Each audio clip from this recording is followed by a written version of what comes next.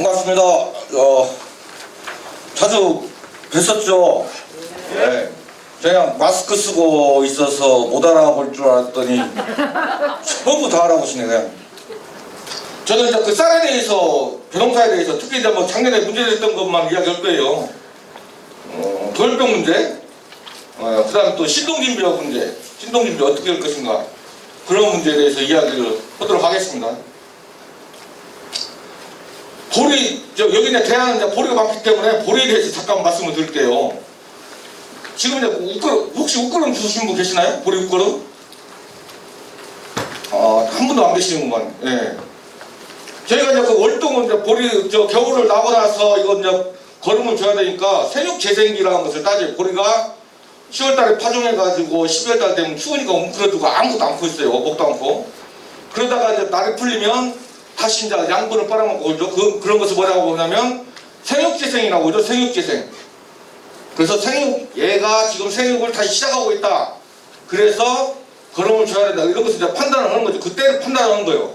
판단은 어떻게 하냐면, 속잎이 이렇게 1cm 컸을 때, 그 다음에 하얀 뿌리, 그러니까 새 뿌리가 2mm 정도 나왔을 때, 또 2월달 넘어가지고 평균 기온이 3.5도씨 이상, 3일 이상 될 때, 또 아니면 0도씨 이상, 5일 이상 될 때, 이것을 판단해가지고, 종합적으로 판단해가지고, 보리가 다시, 활동을 하기 시작했다. 이렇게 되니까 거름을 줘라.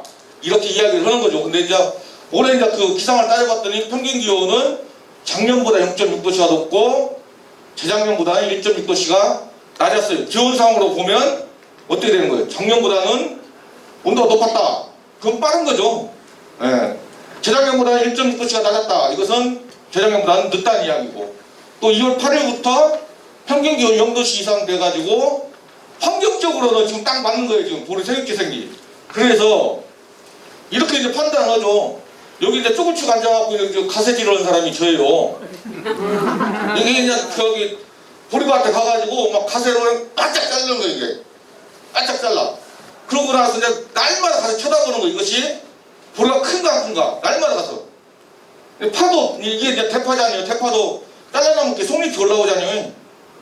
속잎이 올라온 것처럼 보리도 이렇게 잘라놓으면 바짝 잘라놓으면 이렇게 올라와요. 이 속잎이.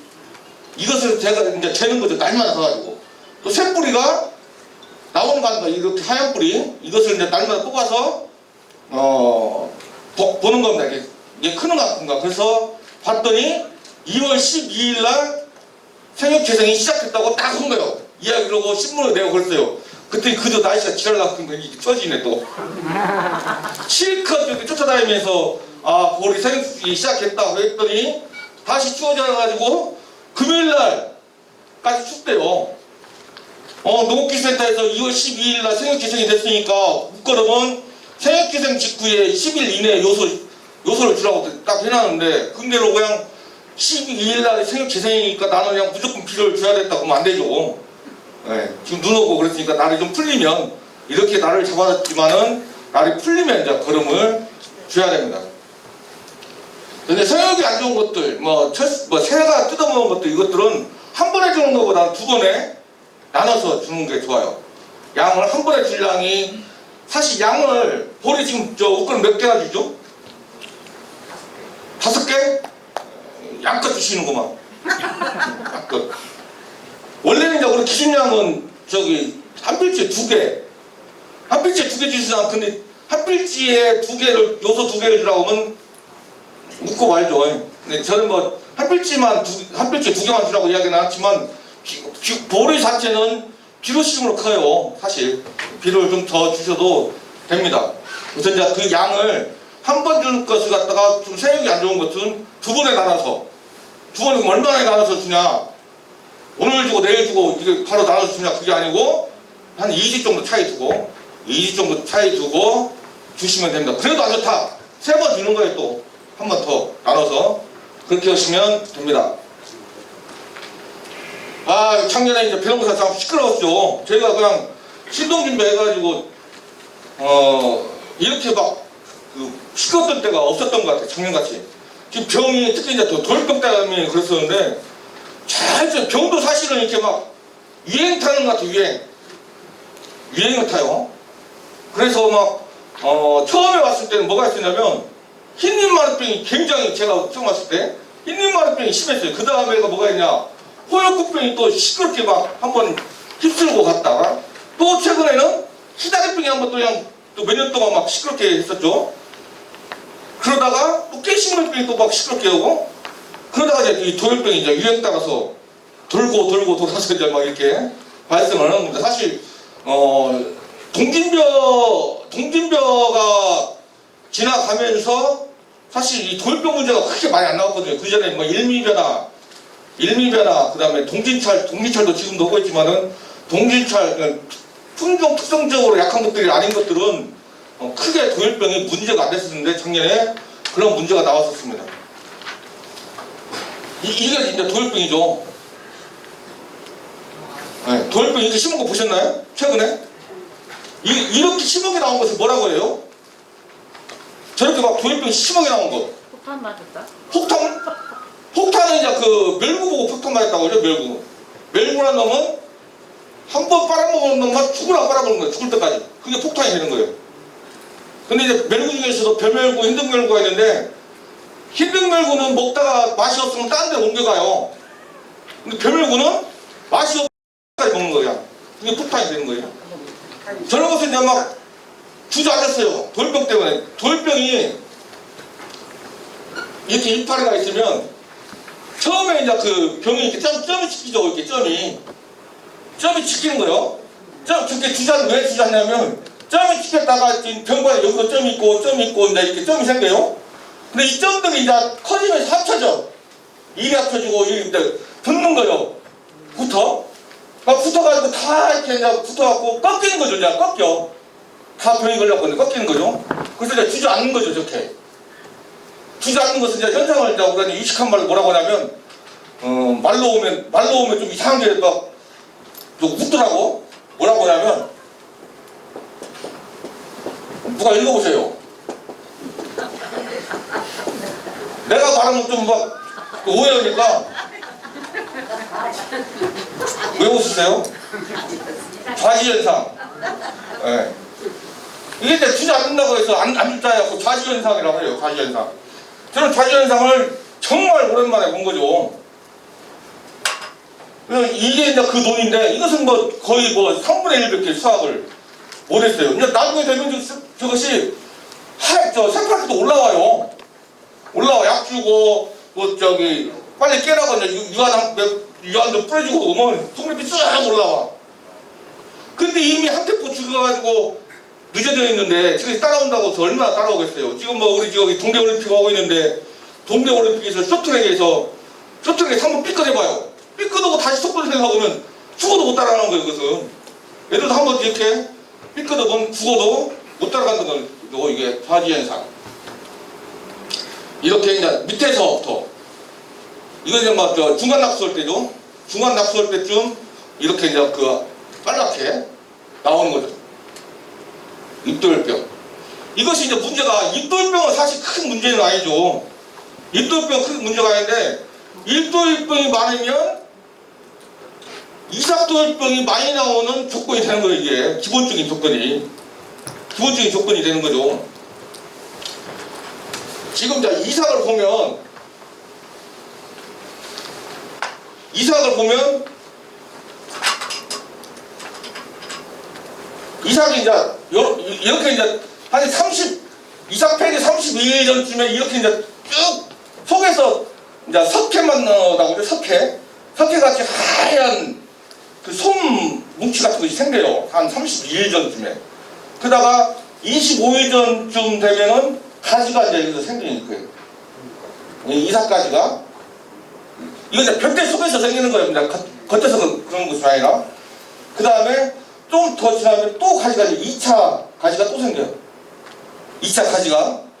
그 다음에 또 2, 3일, 한 18일쯤, 출수하기 18일 전쯤 되면 여기서 이제 벼 알이 생기죠. 바로 이제 이삭 처음에 생긴 가지에 벼 알이 생기기도 하고, 두 번째 생긴 가지에 이제 이렇게 벼 알이 생기기도 하죠. 그죠? 여기는 이제 이상모가지라고, 이제 그 이상모가지라고 테두리 있는 거, 그래서 목이라고 보고, 이상목. 그래서 이제 이렇게 생기는데, 이것은 이제, 1차 지경이라고, 1차 가지, 2차 가지. 수량적으로 보면 가장 많이 나올 수 있는, 수량이 많이 나오려면, 이 두 번째 나온 가지가 많이 있어야 수량이 많이 나오고, 까딱까딱 붙는 거예요, 이러면. 근데 어쨌든 그러다가, 이삭을 모양을 보면 이렇게 생겼는데, 이삭도일병이라고 하면 이삭도일병. 이삭도일병을 보면, 이게 전체가 이제 목에 걸렸다. 목도일병이라고 해요, 목도일병. 목도일병. 그 다음에, 가지에 걸렸다, 여기. 가지도일병. 가지도일병. 그 다음에, 알에 걸렸다. 알도일병이죠. 뭐, 알도일병. 그러면, 가지도일병, 목도일병, 알도일병. 이 중에서 가장 피해를 많이 주는 것이 무슨 도일병이죠? 그러죠. 목도일병이 이게. 목은 이렇게 여기서 딱 걸려갖고 찍혀버리면, 야, 이거는 싹 죽어버리는 거예요. 다. 가지도일병. 여기 걸렸어? 그러면 야만 죽어요, 야만. 여기 두 번째 걸렸다. 그러면 야만 죽고. 근데 알도일병 걸렸다. 알만 죽는 거죠, 알만. 예. 근데 이제 그런, 입도일병 걸린 것이 심각하게 문제가 되는 것이 이 목도일병 때문에 걸리죠, 한꺼번에. 목도일병이 언제 걸리냐? 목도일병이 언제 걸렸어요? 예? 나같이 말 많이 하면 목에 돌병 걸린 것 같으면 나도 지금. 내가 지금 목도일병 걸린 것 같아. 출수전. 목은 벽대에서 모가지가 올라왔을 때, 벽대 속에 있는 것이 얼마나 연해요, 이게. 연하지, 아주 부들부들하고 연해. 근데 가가, 이렇게 이제 그 벽대 속에서 이삭이 있다가 쑥 밀고, 이제 이파리가 있고 그러면 쑥 밀고 올라와요. 올라올 때, 아까 그 입도병 걸린 그 병균이 묻어있어요, 여기에. 이파리에. 약간 이제 밀고 올라와. 밀고 올라오면서 병균을 묻히고 올라오는 거예요, 이게. 병균을 묻히고 올라오면서 목에 딱 박히는 거죠. 이제 목도일병이 그때 걸리는 거예요. 근데 이제 이것이 목이 이제 한 10일 정도 목이 나오고 나서는 목도일병이 잘 안 걸려. 목이 풀어지고 나서는. 여기다가 목이 풀어지고 나서는 이삭 축이라고 해도 그것이 단단해져. 이렇게 만지면. 부들부들하고. 근데 병균이 잘 못 들어가. 그럼 어디로 가냐면 이제 가지로 가는 거예요. 가지가 연하니까. 그러다가 또 한 10일 정도 지나면 이제 알로 가고, 후기로 갈수록은 알 쪽으로 이제 그 알도일병이 걸리는 것이죠.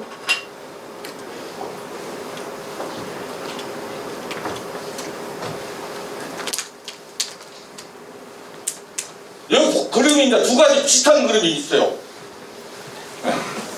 두 가지 비슷한 그림이 있는데, 손님이 오시는가 봐요.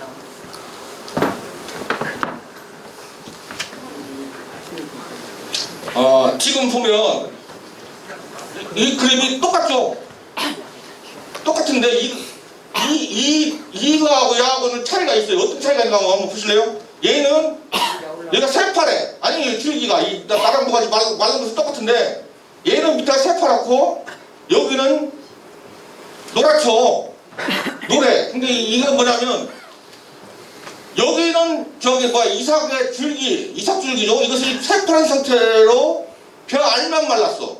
얘는 이삭 모가지부터 쭉 말라 올라오는 거죠. 그 차이는 뭐냐면 오른쪽에 치는 목도일병이고 목도일병, 왼쪽에 치는 세균성 벼알만 벼알만 골라서 바르는 거예요. 이제 이것을 이제 다 합쳐서 스코성 병이라고 합니다. 왼쪽은 세균성 벼알만병, 오른쪽은 이제 모가지부터 쭉 말라 올라온 것은 목도일병이다 이렇게 말씀을 드렸습니다. 그러니까 이런 것을 다 뭐라고 하냐면 수고성병, 벼가 수고했다고 고생해서 수고성인가요? 이삭주에다가 마를 거예요. 이삭이 마르는 병들. 이것이 이제 아까 얘기했던 이삭도일병, 그 다음 세균성 벼알 마른병, 깨시모이병도 똑같아요. 이상이 말려져 다. 그것이 아까 말했던 4,800헥타 가까이 나온 거예요, 작년에. 우리 뭐 거의 40% 정도 분산해. 근데 사실은 김제수화는 거의 다 나왔어요. 거의 다. 그나마 분산이 적게 나온 것은 왜 그래요? 농사를 잘 짓고. 방제. 잘한 거. 방제하라고 또 누가 또 지도했어. 저 농기센터에서 또 역할을 막 했기 때문에. 안 그래요? 그렇죠. 하여튼 그래서 분산이 하여튼 거의 뭐 많이 나왔지만 그래도 다른 지역에 비해서는 적게 나왔다. 또 이제 원래 이제 재해라고 한 것은 태풍이나 뭐 와가지고 한 비 많이 와서 도복되고 뭐 수발화되고 뭐 흡수 나오고 이런 것을 이제 재해로 보는데 병을 재해로 인정하는 사례는 없어요. 없어. 병은 병이야. 병은 방제를 하면 막을 수 있다. 이런 논리거든요, 이게. 근데 이제 작년에 지역 지역 국회의원부터 해서 우리 센터 다 막 해가지고 이것은 죄다. 방제를 하고 싶어도 할 수가 없었다 이건. 날씨 들고 양 줄 수가 있어야지 이건. 그래서 죄다 해서 그것이 죄로 사람 최초로 죄로 인정을 받은 거예요. 그것도 누가 역할을 한 거예요, 사실은. 그죠? 그래서 이제 그것이 37억을 분산시에 37억이 배정이 돼서 아마 빠른 시일 내에 아마 저게 그 피해를 받던 분들은 지급이 될 겁니다. 그다음 왜 그러냐? 출석이 이게 이제 기상이 제일 큰 문제였죠. 여기서 뭐 벼에서는. 그래서 일단은 온도가 낮았어요. 출수 이후에.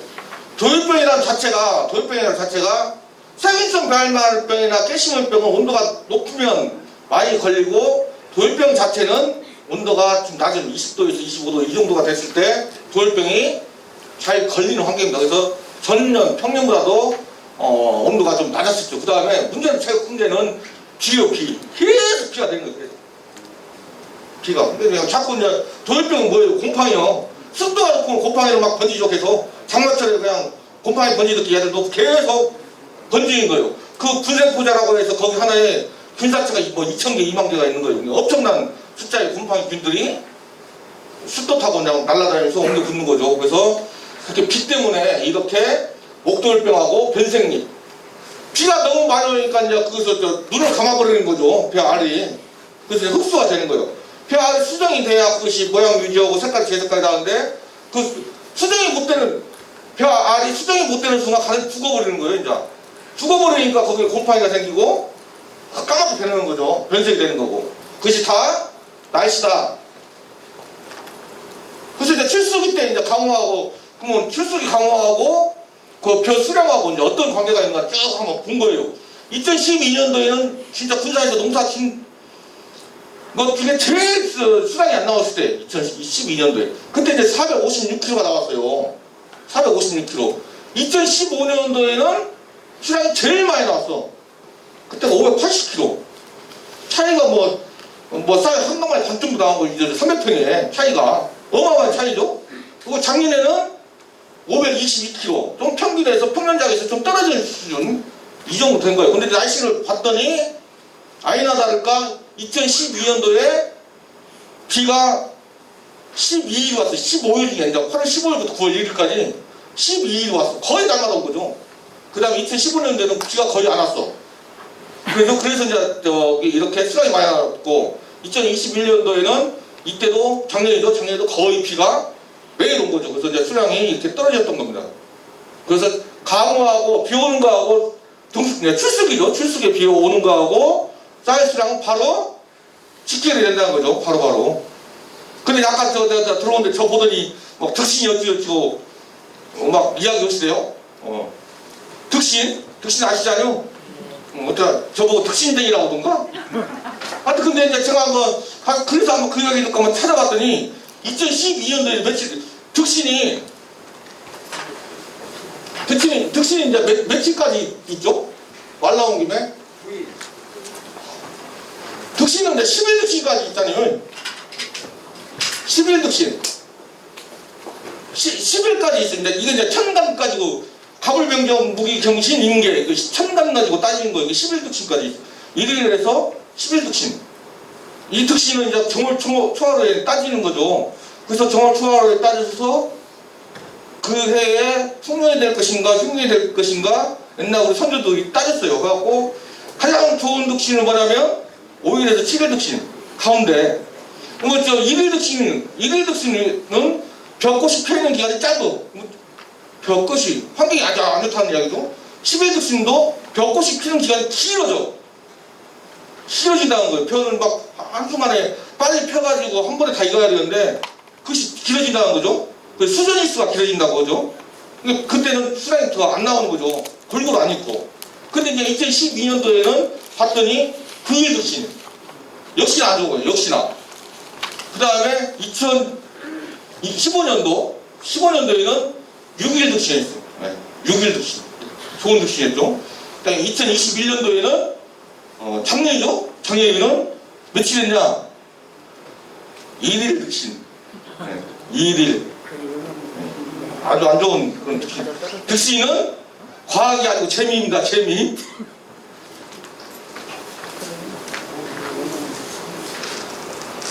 그래서 이제 이렇게 아까 저기 득신 이야기하면서 벽꽃이 펴있는 기간이 기냐 짧냐 이런 이야기를 했는데 저기 보면 출수시라는 것이 있어요. 방제를 출수시부터 출수 직전까지 오고 또 출수시, 출수기, 출수완료 이렇게 돼 있어요. 출수시라는 것은 뭐냐면 시작이에요. 시작. 출수가 시작된 거.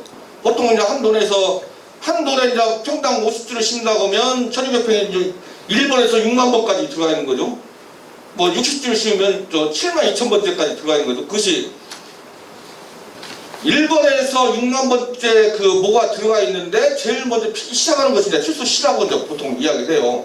아니면 통계적으로는 그것을 다 볼 수가 없기 때문에 눈에 보이는 정도 이상하게 펴기 시작하는 것이 그게 이제 한 필지 한 10% 정도 폈을 때를 출수시라고 이제 이렇게 이야기를 합니다. 그 다음에 출수기는 반절 정도 폈을 때 출수기라고 해요. 그 다음에 출수완료는 말 그대로 목이 풀어지는 거예요. 그냥 목이 풀어지는 거. 목이 풀어지는 수전이라고 해요. 수전기. 보통 이 기간이 출수시에서 출수완료까지가 보통 2주 정도 걸려요. 2주. 한 돈에 평당 60지를 심으면은 첫 번째에서 7만 2천 번째까지가 있는 거예요. 한 돈에. 그래서 1번 나락이 이삭이 펴 올라오고 나서 2주 정도 지나서 7만 2천 번째까지가 다 올라와야 농사가 잘 되는 거예요. 이게. 근데 첫 번째 나오는 거에서 한 달 정도까지 막 계속 나온다. 그러면 이거 걷잡을 수가 없는 거예요. 한쪽에서는 이삭이 펴가지고 나락이 고시라지고 한쪽에서는 천치가 있고 이런 상태가 되는 거죠. 그래서 나락을 비워갖고 쌀을 쪄서 휘면 어떤 현상이 나오냐? 그런 것은 흰쌀, 목백쌀 그런 것이 많이 나오는 거예요. 잘 안 익으니까 늦게까지 그런 거죠. 그래서 출수시부터 완전 출수까지 2주 이내 진짜 농사를 잘 짓는 것은 10일 정도에 딱 끝나버려야 농사가 잘 되는 거다. 그리고 방제는 그때 모가지가 한두 개 보일 때 방제를 하는 것이 가장 좋다. 넘겨주세요.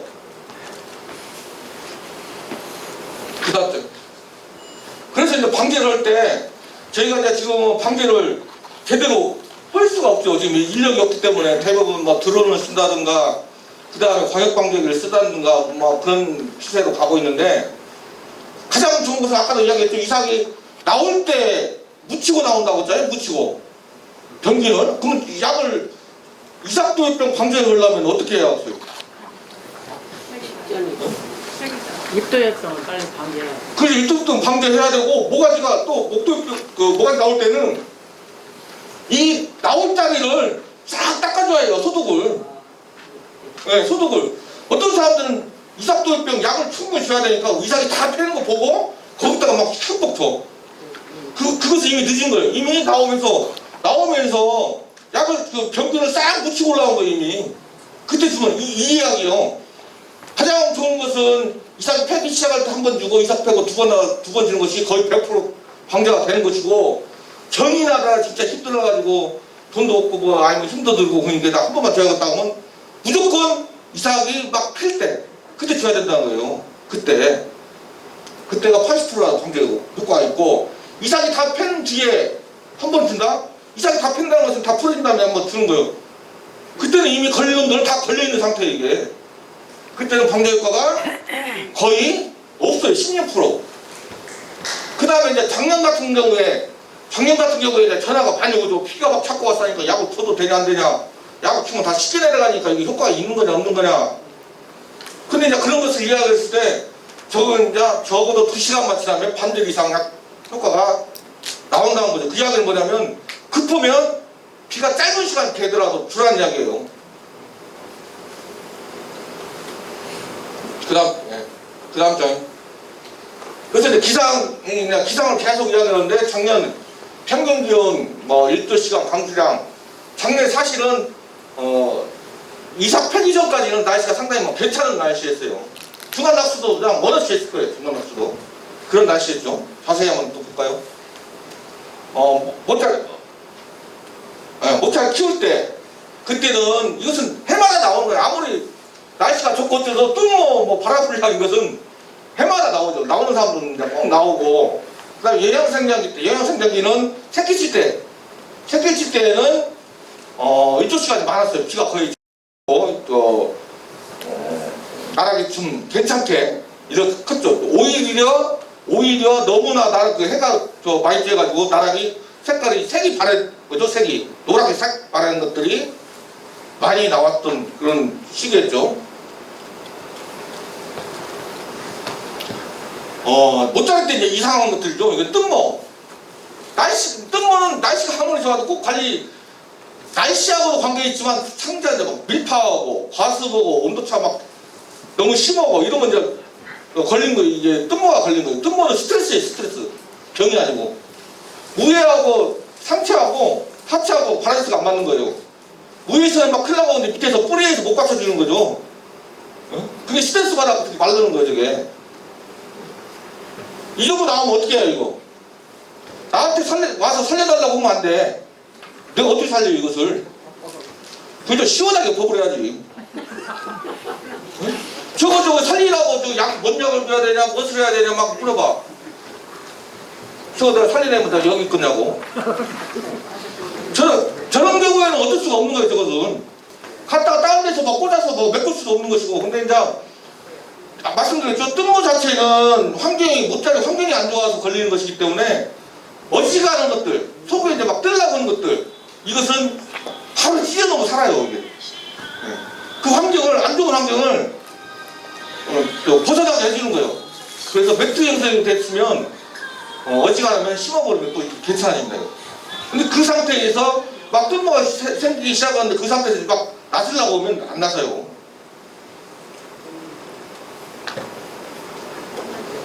또 이것도 간이 치상할 때 잘못해가지고 싹이 골고루 안 탄 거죠. 치상할 때 간이 치상하는 것은 골고루 싹이 나라고 하는 거죠. 환경을 똑같이 해놓고. 근데 싹이 골고루 안 난 상태에서 더 안 좋은 조건으로 딱 이제 깔았어. 그러면 더 치화가지는 거예요. 더 층해지겠죠. 저런 것도 끝까지 못 따라가요. 이런 건 끝까지 못 따라가. 네. 그 다음에 이제 이거 약간 바뀌는 이야기예요. 이건 저기 뭐 중간 낙수할 때쯤 나오는 거예요. 이게 이 보면 이 색깔이 원래 이게 뭐 보면 요 밑에로 붉은색 쪽에 붉은색 쪽 오죠. 꼭 도열병 걸린 것처럼 생겼어. 도열병 걸린 것처럼. 그게 뽑아가지고 이렇게 막 화발에 동무기 전체가 막 시뻘겋게 꼭 가운데 나오는 잎이 그래요. 이 새로 나온 잎은 안 그래. 저게 뭐냐면 병이냐 병이 아니냐. 병이 아니에요. 저건 쇠녹반점 쇠에 녹이 있은 것처럼 뿌옇게 나오는 거예요. 저게 쇠녹반점. 저거 뭐야 산소가 부족하고 가스 나오고 이러면 저런 증상이 나타나요. 이건 유기물 같은 거 많이 들어갔을 때 그거 고인물 저러면 이제 저것도 막 쫓아오죠. 뭐 돌병 걸린다고 막 돌병 막 약 주고 그래. 안 줘도 돼요. 저런 것은 어떻게 해야 해요? 저거 다 뽑아버려? 다 놔두면 돼. 물 빼버리면 돼요. 물 빼버리면. 물을 빼버리면 산소가 이제 공급이 되어버리니까, 아니면 물을 걸러대든지 하면은 저런 것은 없어져. 저런 것은 이제 뭐냐면 쇠녹반점 현상이라고. 쇠녹반점.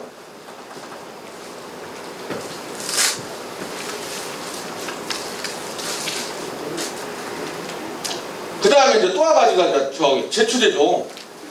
지금 뭐 최근 저 물달개비나 올방개 뭐 올챙이 구렁이 이런 데 효과 좋은 것들 약들이 많이 나와 있어요. 근데 그것들이 효과가 좋다고 하니까 그 비슷한 그 합제들 그런 제추제들이 많이 나와 있습니다. 근데 제추제 중에 유독 철배나 흑미나 통일계 품종의 약해를 일으키는 게 있어요. 그게 뭐냐면 약해라고 해서 막 바로 죽이는 게 아니라 색을 싹 빼버려. 색을 나랑이 시퍼렇게 있어야 되는데 하얗게 그 백화현상이라고 하죠.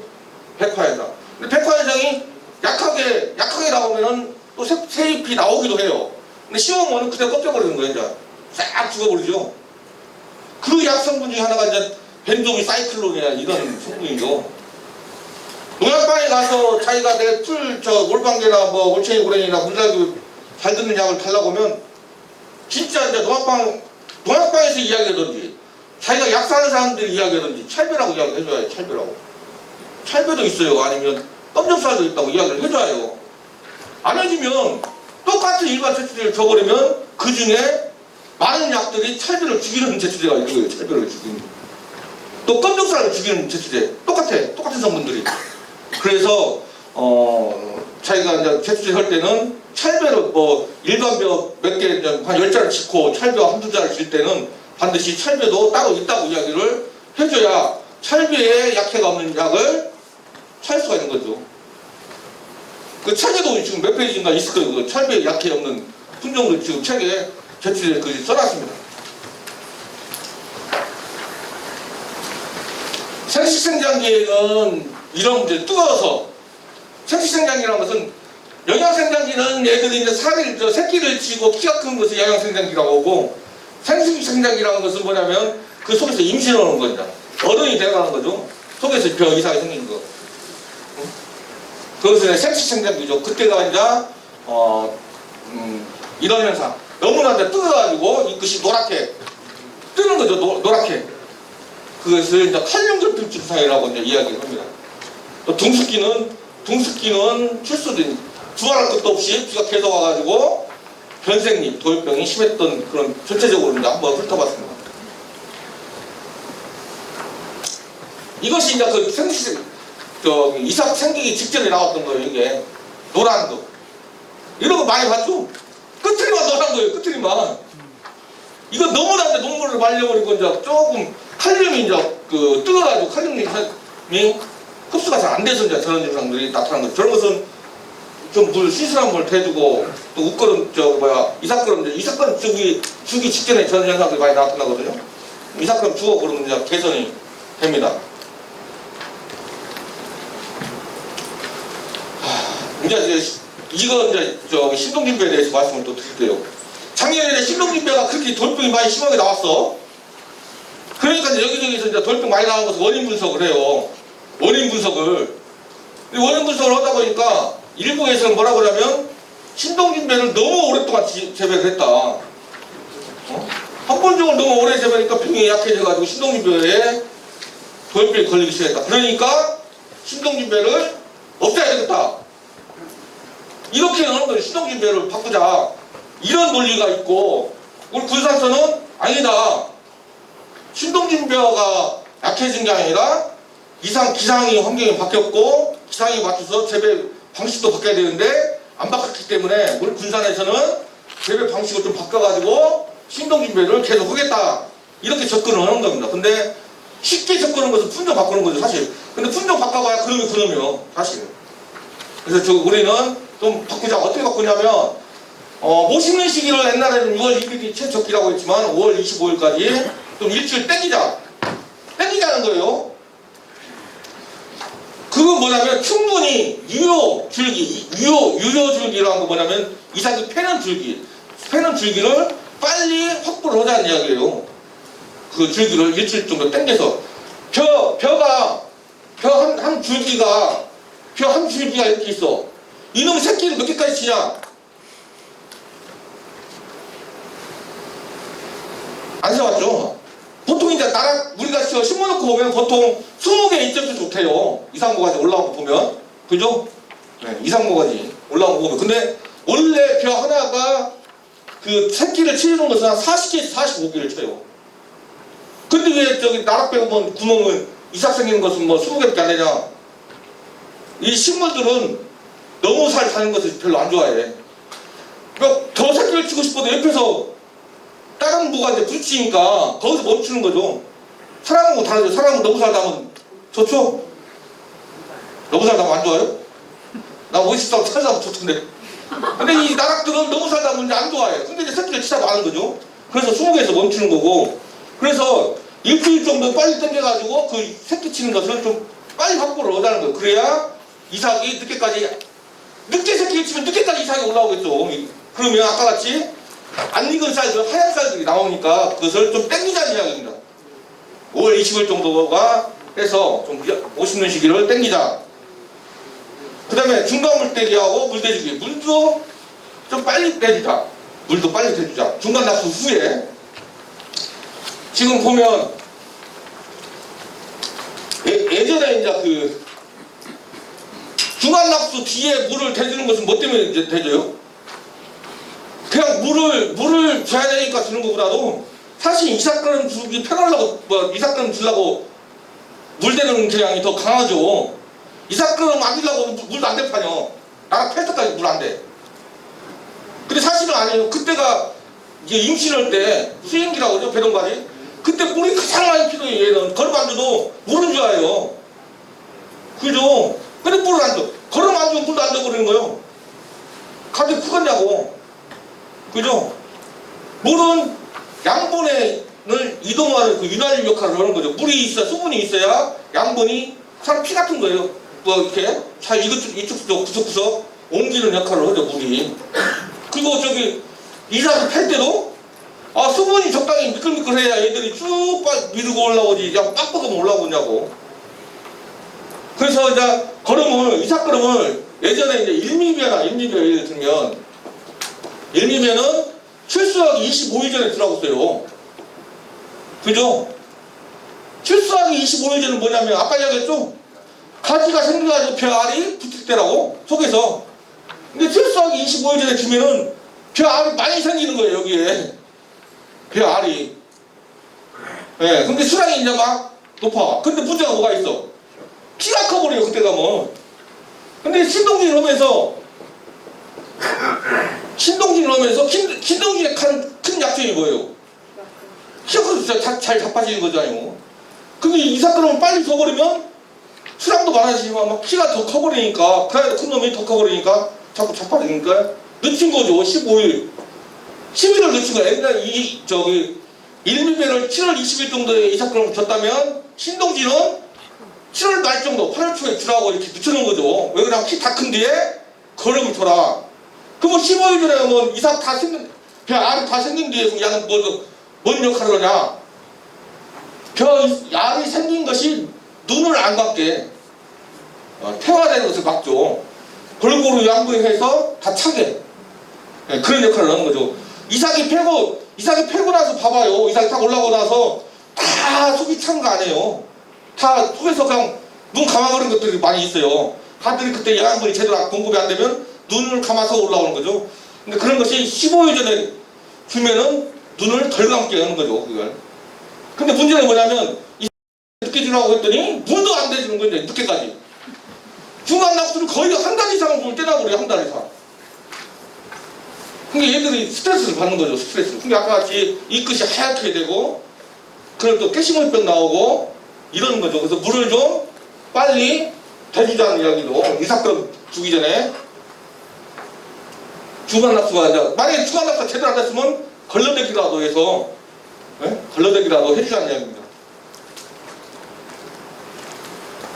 이런 거죠. 출수 25일 전에 이제 물을 대주는데 그냥 막 대주는 게 아니라 이제 보는 거예요. 잎 색깔을 옅은 거. 내 눈이 잎 색깔이 옅은가? 적당한가 짙은가 자기 것을 눈에 나락 색깔이 진한가 옅은가 연한가를 보고 판단하자는 거죠. 어떻게 알아요? 옅은가 진한가 적당한가를? 예? 어떻게 알아요? 크레파스 갖다 놓고 해야 하나? 주위에 영농이나 주위 놈들 보는 거예요 이게. 사실 그죠. 주위에 봐가지고 자기 놈만 막 찌네. 그럼 그걸 많은 거지 무슨 연하다. 근데 주위에서 이제 비교를 하는 겁니다 사실. 그래서 색깔이 옅하다, 색깔이 연해. 그럼 어떻게 알아요? 걸음 빨리 줘야겠죠. 걸음을 빨리 주고 적당하다 하면 그대로 적당하면 예전에는 15일 전 있는데 18일 전으로 좀 땡기자는 이야기입니다. 3일 정도. 그래서 아마 이 사건을 들으시기도 올해는 좀 땡겨서 아마 그렇게 저희들 조정을 해서 나갈 겁니다.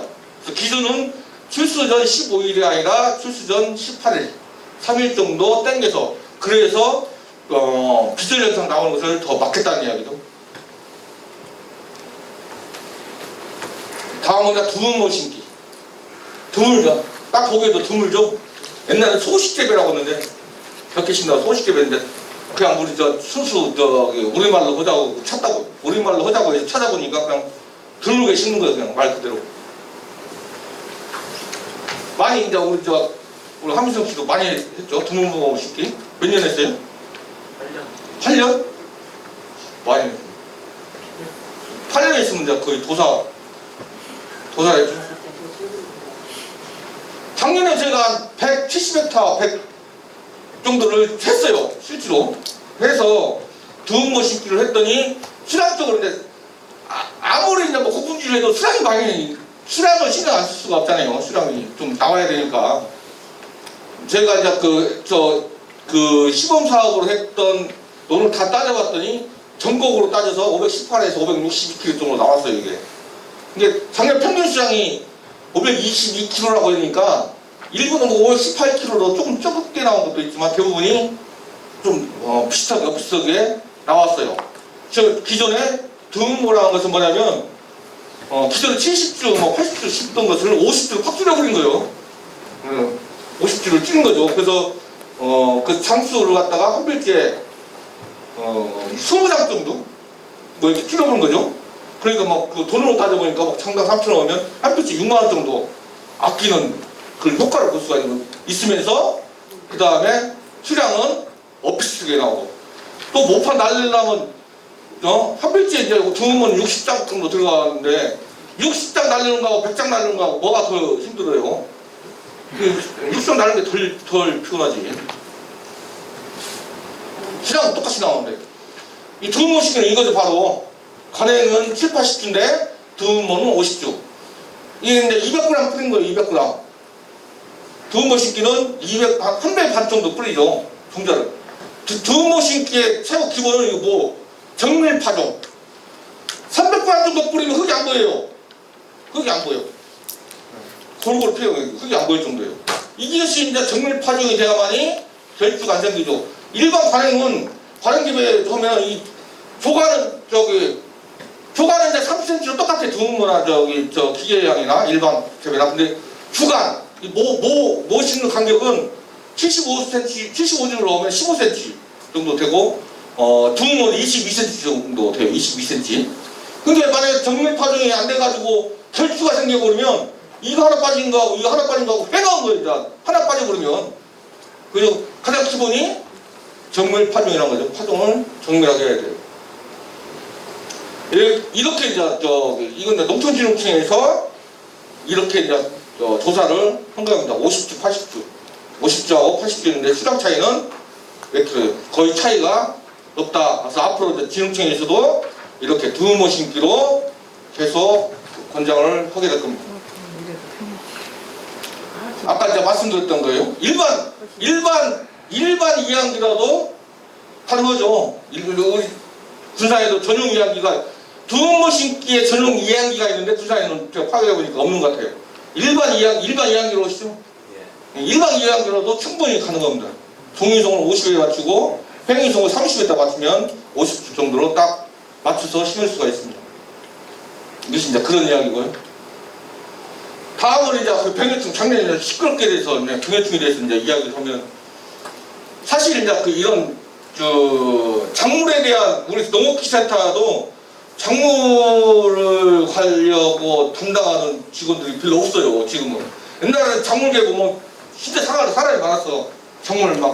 작물별로 담당 지도사가 있었는데 지금은 한 지도사가 막 몇 개씩 담당을 해. 이게 크기를 잘 몰라.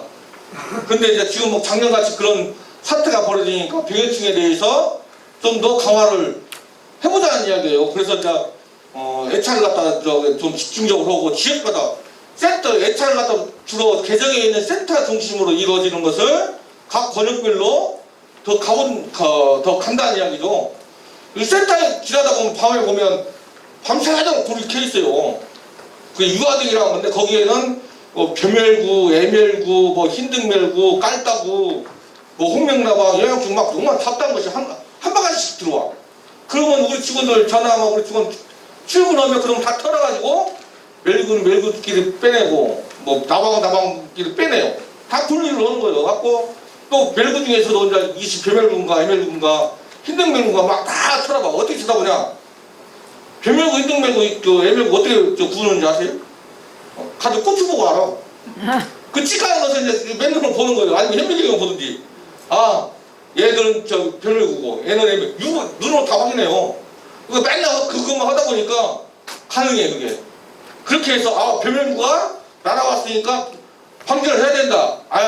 지금 벼멸구가 안 날아왔으니까 약 안 줘도 된다. 이렇게 판단하는 거죠. 애멸구, 흰등멸구는 많이 있어봐야 피해가 별로 없으니까. 그래서 벼멸구가 나왔나 나왔나 이렇게 보는 거죠. 그런 것들 갖다가 각 권역별로 남부, 뭐 서부에서 동부 이렇게 설치를 하겠다는 겁니다. 그 다음에 이제 또 중요한 것이 이제 곧 면에서 받을 거예요 이거. 사전방제 상자처리제. 상자처리제를 지금 몇 년, 한 10년 이상 제가 있을 때니까 15년 된 것 같아요. 이거 지원하기 시작한 것이.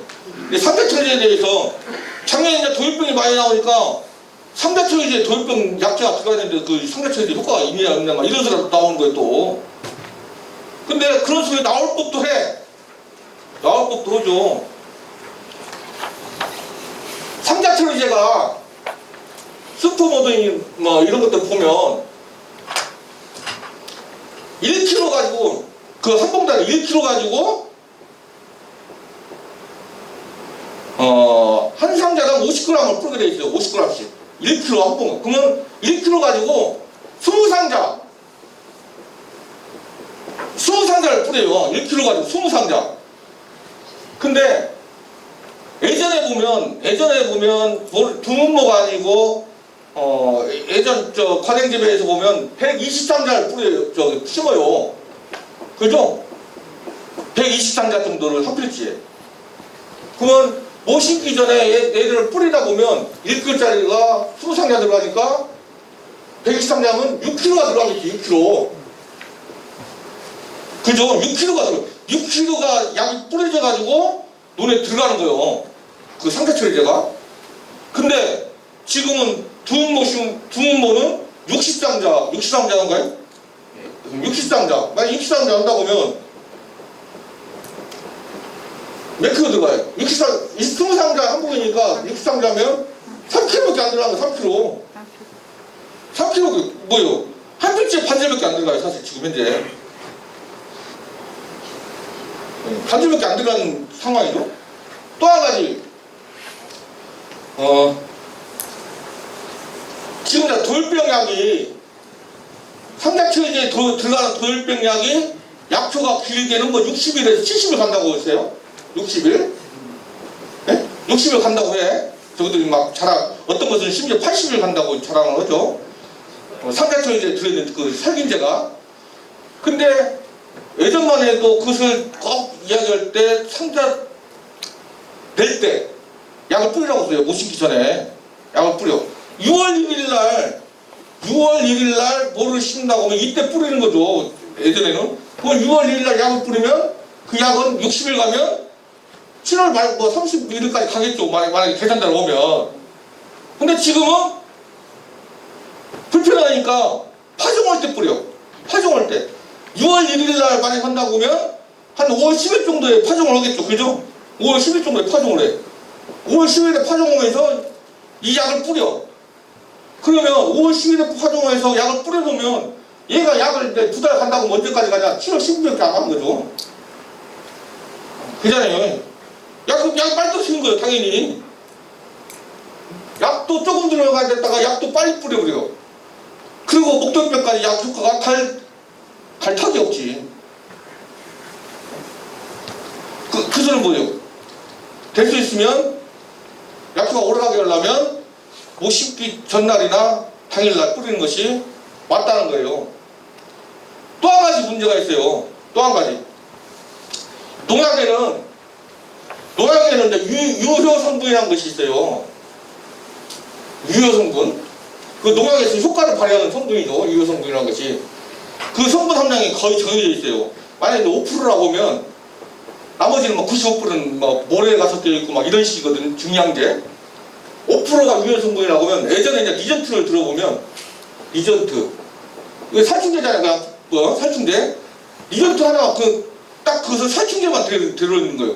그것이 5% 들어있어. 근데 지금은 리전트가 이제 벼불바구미 뭐 ML9 이런 거 두준다고 해놓은 것인데 지금 나오는 약들은 다 아니요. 도열병, 흰님 많은 병, 키타락병 뭐 또 뭐요. ML9, 벼불바구미, 이하명증 전부 다 짝꿍이요. 그냥 막 살충제, 살균제가 막 다 짝꿍이 몇 가지가 들어있는 거예요. 몇 가지가 다 합쳐가지고 5%가 들어있는 거죠. 근데 그 살균제는 만약에 반반씩 들어있다고 해도 옛날 거에 비해서 반절밖에 안 들어있는 그런 상황이 되는 거죠. 다 막 짝꿍이 되어 있으니까. 근데 이제 뭐 농약회사에서는 이렇게 이제 그렇게 만들어 놓고는 쓰는 것은 옛날같이 똑같이 쓰다 보니까 이게 지금 현장에서 혼선이 있는 거예요. 그러니까 자꾸 저희도 이제 그 농약회사에다가 아까 이야기했던 한 필지에 상자수가 적게 들어오면 약도 적게 들어가는데 약을 더 줘야 되는가? 잘 모르겠대요. 뭐 지금 현재 그러니까 자꾸 따지니까 그런 거. 이것도 마찬가지죠. 합체 유효 성분이 줄어들었어. 그럼 약효가 옛날같이 똑같이 가냐? 그것도 해본 적이 없다. 그냥 내놓기만 한 거죠, 지금 현재.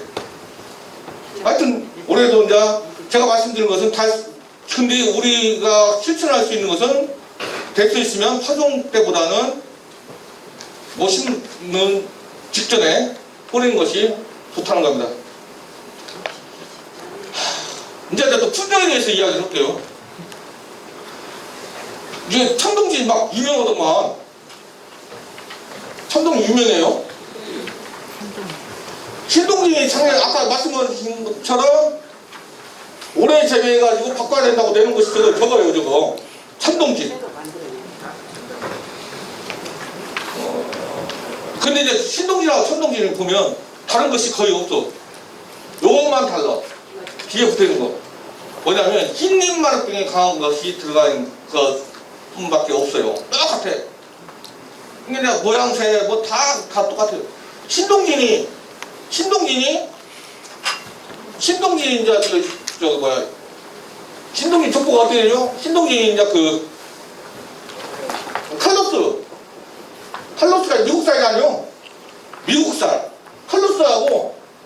칼로스를 갖다 누구한테 장가를 보내냐면 기누이깔이라고 고시이깔이 손자한테 장가를 보낸 거예요. 칼로스는 미국 쌀, 기누이깔이는 일본 쌀. 여기다 장가를 보내가지고 누가 태어났냐? 상기가 태어났어. 김상기가 태어났단 말이에요. 예를 들면. 근데 김상기를 갖다가 다시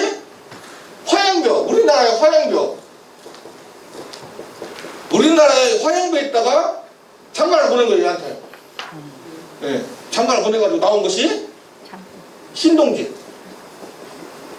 이게 신동진이에요. 이게 칼로스 미국쌀, 기누이가 일본쌀, 우리나라 화양벼 세 가지 나라의 쌀을 다 합쳐서 짬뽕이 되는 게 신동진이에요. 신동진의 모양새는 칼로스예요. 칼로스.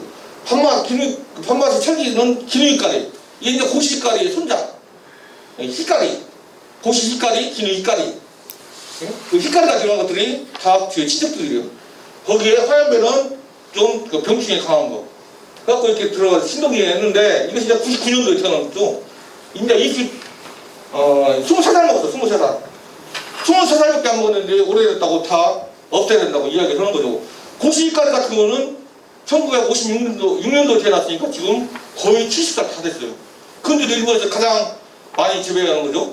그래서 이제 신동진이 그렇다 보니까 병이 약하다 보니까 저것을 만들어서 이제 신동진에다가 이 신동진 그대로 했다가 저런 밑에 뒤에 있는 HR2719라는 것을 흰잎마르병 저항성을 갖다 주입을 시킨 거죠. 주입을 넣는 거예요. 근데 신동진하고 똑같아요. 출수기도 똑같죠. 8월 13일. 청동진, 신동진 똑같아. 줄기 길이도 비슷해. 그 다음 이삭 길이도 비슷하고 이삭 개수 11개, 11개 똑같아. 신동진은 이삭이 많은 것이 아니고 이삭이 많은 것이 아니고 벼 알이 많은 품종이요. 그런 것을 이제 수중형 품종이라고 해요. 수중형. 벼 알로 수량을 먹는 것을 수중형. 이삭은 적게 나오지만은 벼 알이 몽땅 열리는 거죠. 근데 일밀배 같은 경우, 일밀배나 특성배는 뭐냐면 벼 알은 적게 달리지만 이삭수가 많은 거, 이삭수로 수량을 먹는 거. 그래서 수수형 품종이라고 하는데 하여튼 뭐 신동진이나 청동진은 수중형, 벼 알로 수량을 먹는 것이다. 근데 다 똑같아요. 특징이. 그래서 과연 이것이 신동진하고 청동진을 시장에 내놨을 때 누가 구분을 하냐 이게 헷갈리는 거죠. 지금 저 수도권에서는 전부 군산의 신동진이 자리를 잡고 있는데 과연 청동진을 내놨을 때 섞여놓으면 누가 이것을 구별을 해내냐 이거죠. 그래서 저희는 일단은 신동진으로 계속 한다는 이야기고 또 하나가 강대찬. 이것은 전라남도에서 신동진, 청동진, 강대찬은 다 똑같이 생겼어요. 다 큰 놈. 칼로스하고 똑같이 생겼어요. 벼알이 커. 이것도 이제 족보를 따져보면 신동진하고 추천벽을 참 결혼을 시켜가지고 거기서 나온 자식을 새누리벼. 이거 옛날에 새누리벼 좀 했었죠. 새누리벼한테 다시 장가를 보낸 거예요. 나온 놈이 강대찬.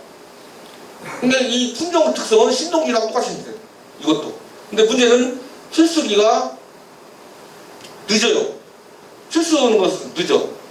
그래서 뭐 이모장이나 이런 데는 안 맞고. 근데 청동진은 도복이 좀 약하다고. 약하죠, 도복에. 그 다음에, 근데 이제 이것은 강대창은 좀, 도복에는 강하다고 그냥 이렇게 이야기를 하고 있어요. 출수기를 보면 강대찬이 신동진보다 4일 정도 늦다. 이모장에는 할 수가 없는 그런 품종이고, 나머지는 다 신동진하고 비슷합니다. 뭐라고 써있어요? 유사 품종이에요. 짝퉁 품종이 짝퉁. 신동진의 짝퉁. 그래서 이제 근데, 예전에 이제 그런 사례가 있었죠. 평안벼라고. 평안벼가 한 2006년도인가 나와가지고 그것이 신동진이 도복이 약하니까 평안벼가 다 대체할 것이다. 한번 바람이 불었다가 평안벼는 지금 알도 못하죠. 평안벼. 기억하신 분도 별로 없을 것 같아요. 그때 농사 대농들 사이에서 평안벼가 한번 태풍을 일으켰던 적이 있어요. 근데 지금은 흔적도 없이 사라졌죠. 그것도 신동진하고 똑같이 있는 거예요. 이상으로 저는 준비한 내용 마치도록 하겠습니다. 감사합니다.